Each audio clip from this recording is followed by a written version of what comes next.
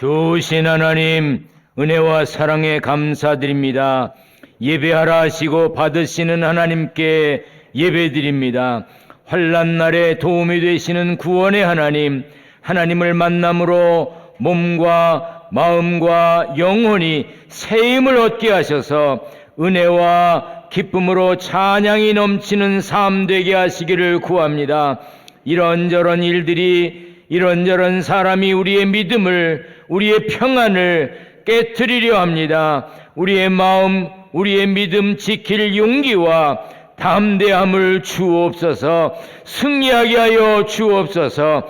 처처의 전쟁과 기근과 지진으로 놀랄 일이 많습니다. 하나님, 긍휼히 여겨 주옵소서. 함께 있지 못한 이들을 위해 기도합니다. 객지, 외국, 군대, 병상에 있는 성도들, 우리와 같은 은혜를 누리게 하여 주옵소서. 부족한 종 두렵고 떨림으로 말씀을 선포하오니 성도들의 마음과 생각도 주장하여 주옵소서. 악한 마귀 틈타지 못하도록 성령께서 임재하여 주실 것을 믿고 예수님의 이름으로 기도하옵나이다. 아멘. 할렐루야. 하나님의 은혜와 평강이 함께 계시기를 축원합니다.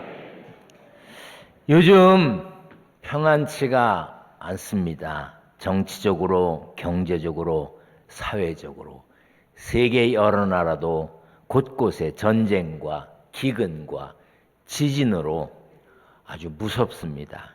그래도 우리는 하나님을 믿으니 소망이 있습니다. 소망이 있습니다. 시편 42편 5절에 내 영혼아 네가 어찌하여 낙심하며 어찌하여 내 속에서 불안해하는가. 너는 하나님께 소망을 두라. 그가 나타나 도우심으로 말미암아 내가 여전히 찬송하리로다 했습니다. 상황과 환경만 보지 말고 모든 것을 통치하시는 하나님을 바라고 하나님께 소망을 두며 믿음으로 승리의 삶을 사시기를 축원합니다. 우리 성경을 들고 고백하겠습니다. 저는 예수 믿어 구원받았습니다. 저는 예수 믿어 하나님 자녀 되었습니다. 저는 예수 믿어 천국 백성 되었습니다. 하나님께서 선물로 주신 오늘 하나님 말씀으로 가르침을 받습니다. 눈을 열어 주의 법 안에 있는 놀라운 진리를 보고 깨닫게 하소서. 아멘으로 순종하여 하나님께 영광 돌리는 삶 되게 하소서. 아멘. 신앙생활에서 가장 중요한 것은 예배입니다. 예배는 행사가 아닙니다. 예배는 이벤트가 아닙니다. 예수 믿는 성도의 삶이고 생활이며 그리스도인의 존재의 이유이고 목적입니다. 예배는 성도의 영적 생명을 지키는 호흡이라 할 수 있습니다. 그러므로 항상 예배해야 하고 계속해서 예배해야 합니다. 숨을 오래 멈추었다가 한 번에 몰아쉬면서 살 수 없듯이 한꺼번에 몰아서 예배하면 되지 않을까라고 생각한다면 온전한 예배자, 온전한 그리스도인이 아닙니다. 교회는 예배를 위해 모이는 예배자들의 모임입니다. 교회의 첫 번째 목적은 예배입니다. 목적이 예배가 아닌 사람은 예배자, 신앙인이 아닙니다. 필립 얀시라고 하는 분이 놀라운 하나님의 은혜라고 하는 책을 썼습니다. 거기에 교회에 관해 이렇게 말했습니다. 다 같이 읽습니다. 시작. 교회는 사회를 정화시키는 곳도 도덕적 기능을 수행하는 것도 아니다. 교회가 존재하는 이유는 하나님을 예배하기 위해서다. 주일 예배를 마치고 떠날 때 우리의 질문은 무엇을 얻었는가가 아니라 하나님이 기뻐하셨는가이다. A.W. 토저라고 하는 사람은 이것이 예배다라고 하는 책을 썼는데 그 책에서 이렇게 말했습니다. 좀 길지만 크게 같이 읽습니다. 시작. 나는 인간의 존재 목적이 오직 하나님을 예배하는 것이라는 진리를 계속 역설했다. 우리는 예배를 위해 태어났고 예배를 위해 거듭났다. 우리가 창조되고 또한 재창조되는 것은 하나님을 예배하기 위해서다.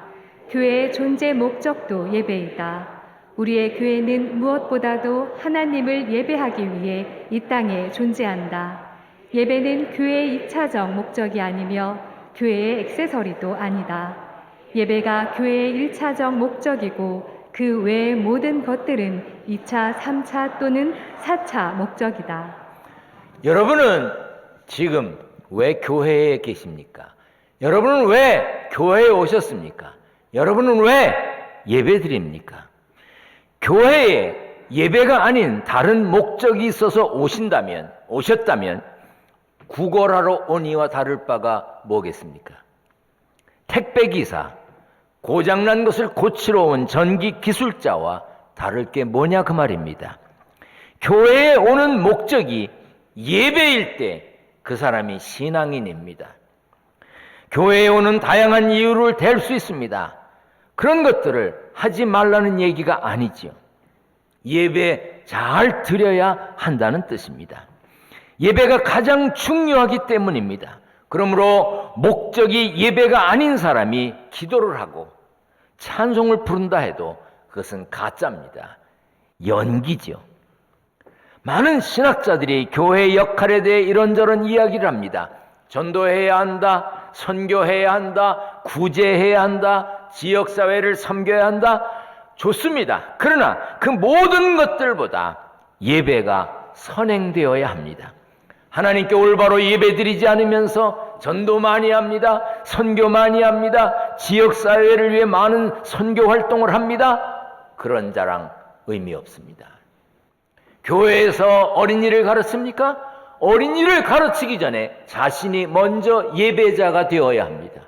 교회에서 청소를 하고 이런저런 봉사를 합니까? 그러기 전에 자신이 먼저 온전하게 예배 드려야 합니다. 교회는 그 무엇보다도 예배 드리는, 예배해야 하는 예배를 위해 모이는 곳입니다. 이사야 43장 7절을 이렇게 말씀하고 있습니다. 내 이름으로 불려지는 모든 자, 곧 내가 내 영광을 위하여 창조한 자를 오게 하라. 그를 내가 지었고 그를 내가 만들었느니라. 우리는 하나님의 영광을 위하여 창조되었기 때문에 마땅히 예배하고 하나님께 영광을 돌려야 합니다. 다 같이 읽습니다. 시작. 이 백성은 내가 나를 위하여 지었나니 나를 찬송하게 하려 함이니라. 우리가 창조된 이유는 하나님을 찬송하기 위한 것이랍니다. 청소기는 청소하려고 만들죠. 세탁기는 빨래하려고 만듭니다. 사람은 하나님께 영광을 돌리고 하나님을 찬양하며 살라고 지으셨다고 했습니다. 그러므로 피조물인 인간은 예배하고 찬양하며 예배자답게 말하고 예배자답게 행동하고 하나님께 영광 돌리며 살아야 합니다. 그러므로 크리스찬, 예수 믿는 사람이라고 하는 사람이 하는 말, 그 사람이 하는 행동을 보면 하나님께 영광을 돌리는지 하나님의 영광을 가리는지 알 수가 있습니다. 하나님의 영광을 가리는 사람이라면 그는 예배자가 아닙니다. 고린도전서 10장 31절에 먹든지 마시든지 무엇을 하든지 다 하나님의 영광을 위하여 하라 그랬어요. 그가 먹는 것, 그가 마시는 것, 그가 말하는 것, 그가 행동하는 것 보고 하나님께 영광을 돌리는 사람이지 하나님의 영광을 가리는 사람인지 보면 그가 크리스찬인지 신앙인인지 아닌지 알 수 있는 것입니다. 하나님이 예배를 통해 인간을 구원하신 목적도 예배에 있습니다. 하나님이 왜 예수님을 이 땅에 보내셨습니까? 왜 예수님을 구원의 길이 되게 하셨습니까? 우리를 하나님께 예배하는 자 삼기 위해서 그러셨습니다. 에베소서 1장에 예수 그리스도로 말미암아 자기의 아들들이 되게 하셨으니 이는 그가 사랑하시는 자 안에서 우리에게 거저 주시는 바 그의 은혜의 영광을 찬송하게 하려는 것이라. 하나님의 은혜의 영광을 찬송하게 하려는 것이 우리를 구원하신 이유가 되는 것입니다. 그러므로 구원받은 성도는 즐거운 마음으로 자발적으로 감사함으로 예배해야 합니다. 그런데 예배가 신령과 진정이 빠진 채 루틴, 늘 정해진 일, 반복되는 일이 되어진다면 형식이 되고 맙니다. 여러분, 지난주에 이래도 교회 왔었고 오늘도 왔었고 다음 주에도 또 와야지. 물론 루틴이 좋습니다. 당연히 그래야 합니다. 그런데 그것이 형식이 되고 그냥 또 주일이 되었으니까 가는 거지. 그러면 안 된다는 거예요. 지금 여러분은 감사한 마음으로, 즐거운 마음으로, 자발적으로, 신령과 진정으로 온 마음 다해 예배하고 계십니까? 죽지 못해 오셨나요? 혹시 가정의 평화를 위해서 주일에 예배에 와주신 분들 그래도 감사합니다. 예배 드리는 중에, 말씀 듣는 중에 변하여 하나님의 사람이 되시기를 축원합니다. 오늘 본문에는 껍데기만 남은 형식적인 예배의 모습이 기록되어 있습니다. 하나님께서 이스라엘 백성들의 잘못된 예배를 이렇게 꾸짖으셨습니다. 11절을 새번역 성경으로 같이 읽습니다. 시작. 주님께서 말씀하신다. 무엇하러 나에게 이 많은 제물을 바치느냐? 나는 이제 순양의 번제물과 살찐 짐승의 기름기가 지겹고 나는 이제 수 송아지와 어린 양과 숫 염소의 피도 싫다. 이스라엘 백성들은 율법에 기록된 횟수대로 시간에 맞추어서 방법에 따라 제사를 드렸습니다. 심지어 좋은 것, 최상의 것으로 드렸습니다. 그럼에도 하나님은 그들이 바치는 제물이 지겹다고 그랬어요. 지겹다, 싫다 하셨어요. 왜 그러셨을까? 12절에 그 이유가 나옵니다. 너희가 내 앞에 보이러 오니 이것을 누가 너희에게 요구하였느냐? 내 마당만 밟을 뿐이니라. 마음은 하나님을 향하지 않으면서 하나님께 보이려고 하는 예배, 사람들에게 나 예배 드렸다? 나 오늘 교회 갔다 왔다? 그렇게 말하려고 드리는 예배, 머릿속에는 딴 생각으로 가득 차 있으면서 예배의 자리에 앉아 있는 예배, 하나님은 그런 예배를 싫다고 하셨습니다. 그리고 오늘 본문에서 하나님이 제물을 받지 않으셨다는 것은 요즘 말로 말하면 헌금을 받지 않으셨다는 이야기가 됩니다. 11절부터 13절까지 제물과 연관된 단어가 8차례나 나옵니다.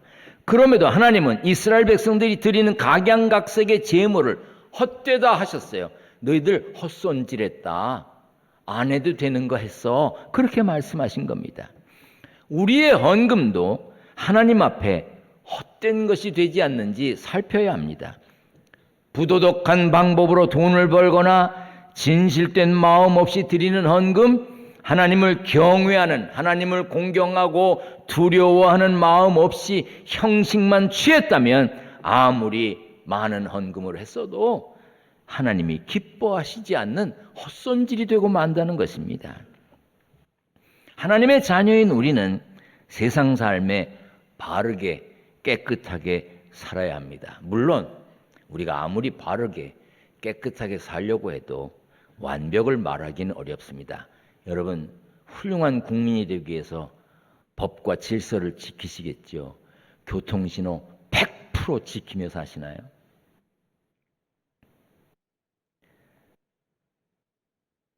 100% 나는 완벽한 사람입니다. 나는 어떤 경우에도 완벽합니다. 그렇게 말할 수 있나요?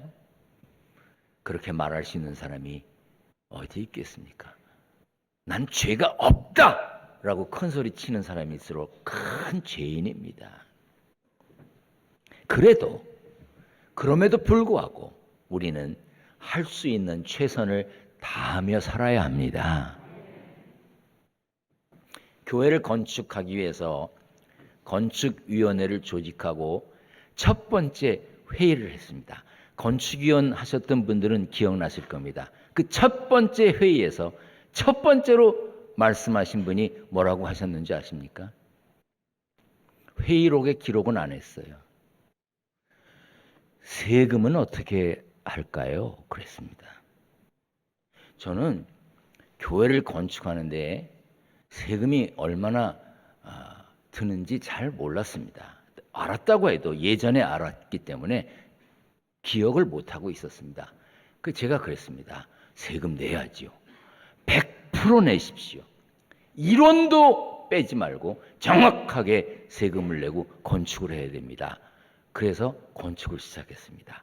계약을 했습니다.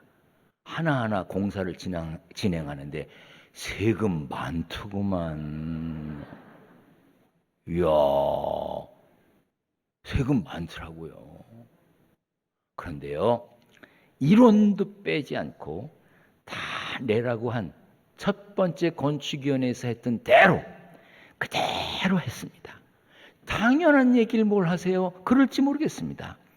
그런데 우리가 세상에서 100% 세금을 내고 어떤 일을 했다고 해서 우리가 하나님께 하나님의 것을 100% 드리며 살았다고 말할 수 있을까요? 여러분 그러세요? 몇 푼의 헌금을 드렸다고 만물의 주인이신 하나님 앞에 의스될 수 있는 사람이 있을까요? 하나님은 중심을 보신다고 했습니다. 아무리 드린다고 애를 썼어도 100%의 11조를 드린 사람이 몇이나 될까요? 노는 데 쓰고 치장하는 데 쓰고 자기 폼 재는 데 쓰는 돈보다 하나님께 더 드렸을까요? 우리는 우리의 헌금이 하나님 앞에 부끄럽지 않도록 최선을 다해 열심히 땀 흘며 일해야 되고 최선을 다해 드려야 합니다. 금년에도 모든 일을 죽게 하듯 하면서 열심히 돈을 버시길 바랍니다. 저는 기둥교회 성도들이 잘 되기를 바랍니다. 형통하기를 바랍니다. 많이 벌기를 바랍니다. 그래서 하나님께 부끄러움 없이 드리고 자신도 윤택하게 살고 이웃에게도 넉넉하게 베풀고 나누는 삶의 주인공이 되시기를 축원합니다. 그렇게 멋지게 살아야 되지 않겠습니까? 하나님은 잘못된 예배와 헌금을 꾸짖으셨는데 그것뿐이 아니라 이스라엘 사람들의 모임도 거부하셨어요. 자, 다 같이 읽어보겠습니다. 시작. 월삭과 안식일과 대회로 모이는 것도 그러하니 성회와 아울러 악을 행하는 것을 내가 견디지 못하겠노라. 내 마음이 너희의 월삭과 정한 절기를 싫어하나니 그것이 내게 무거운 짐이라. 내가 지기에 곤비하였느니라. 11절부터 14절에는 갖가지 예배와 종교적인 모임이 7차례나 언급이 되어 있습니다. 그런데 하나님은 거부하셨습니다. 진심이 담겨져 있지 않은 상태로 하나님을 믿는 사람들이 모이는 것조차도 형식만 갖춘 그 모임을 싫어하셨어요. 이사야 29장에 보면 주께서 이르시되 이 백성이 입으로는 나를 가까이하며 입술로는 나를 공경하나 그들의 마음은 내게서 멀리 떠났다고 했어요. 예수님도 바리새인들의 비슷한 모습을 보시고 외식하는 자들아 이사야가 너희에 관하여 잘 예언하였도다. 일러스되 이 백성이 입술로는 나를 공경하되 마음은 내게서 멀도다 하셨습니다. 그들은 입술로는 하나님을 공경하는 것처럼 말했지만 예배자로서의 삶을 살지 않았습니다. 그들의 삶은 죄악으로 가득했고 하나님과 멀어져 있었습니다. 그래서 이사야 1장 4절에 이렇게 말씀하셨어요. 슬프다 범죄한 나라요 허물진 백성이요 행악의 종자요 행위가 부패한 자식이로다. 그들이 여호와를 버리며 이스라엘의 거룩한 일을 만홀히 여겨 멀리하고 물러갔도다. 오늘 우리의 예배도 그럴 수 있습니다.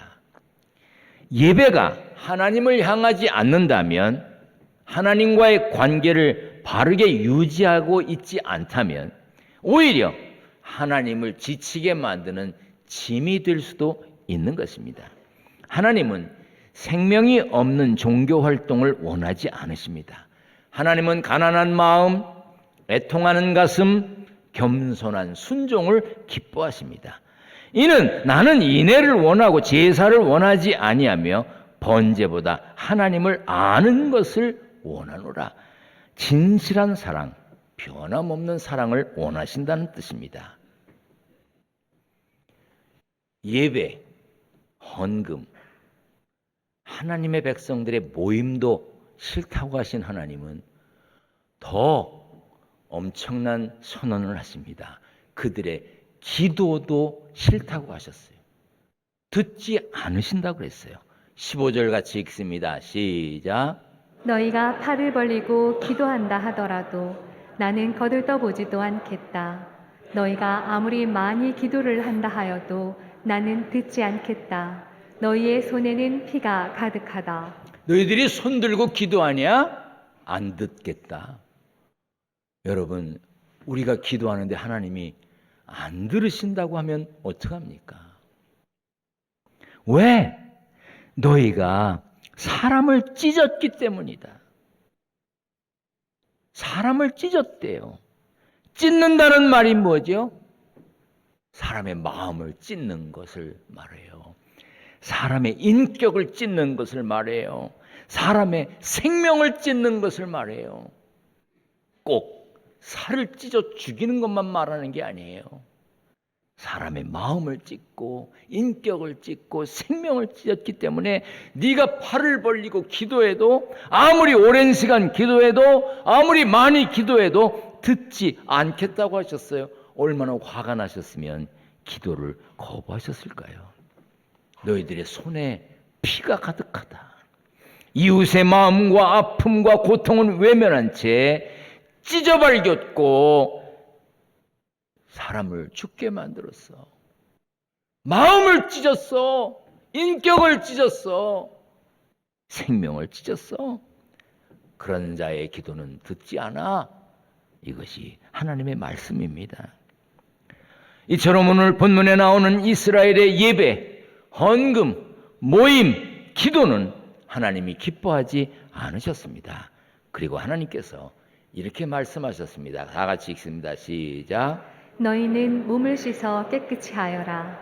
내가 보는 앞에서 하던 악한 짓을 멈추어라. 못된 짓을 그만두어라. 옳은 일을 배우고 정의를 찾아라.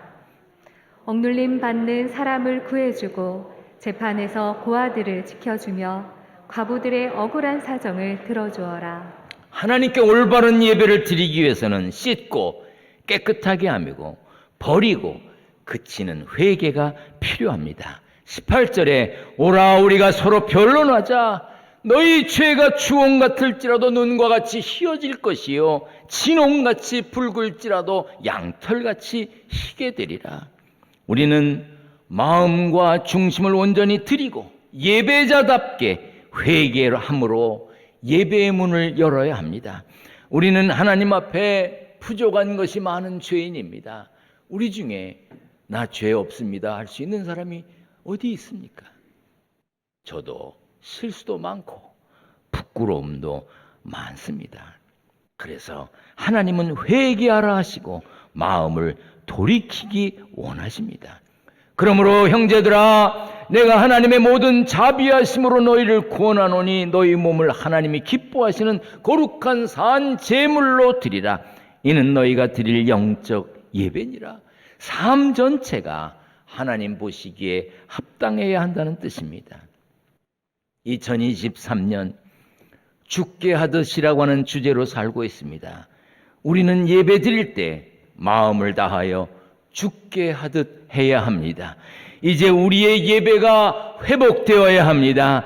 여러분들의 예배가 회복되기를 바랍니다. 성경 속의 많은 인물들이 예배에 성공하여 하나님이 주시는 복을 누렸습니다. 우리도 예배의 실패자가 되면 안 됩니다. 여러분 모두가 예배의 승리자가 되시기를 축원합니다.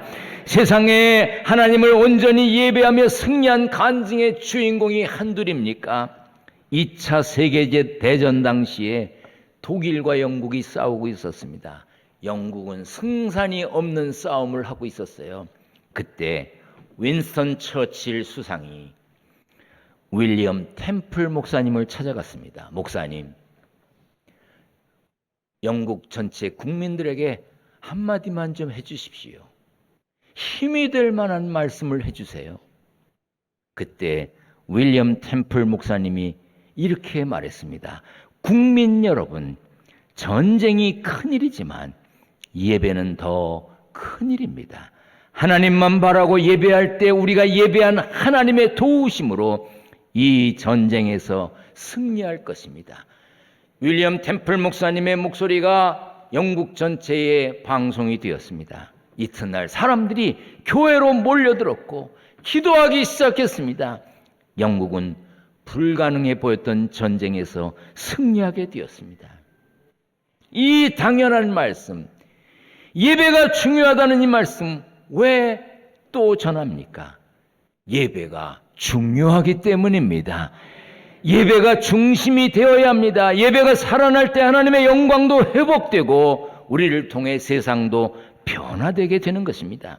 예배자가 예배 아닌 것에 신경 쓰기 시작하면 하나님과 멀어졌다는 신호입니다. 우리 모두 한 사람 한 사람 우리 마음을 다하여 죽게 하듯 예배하는 예배자로서 승리자가 되시기를 축원합니다. 축원합니다.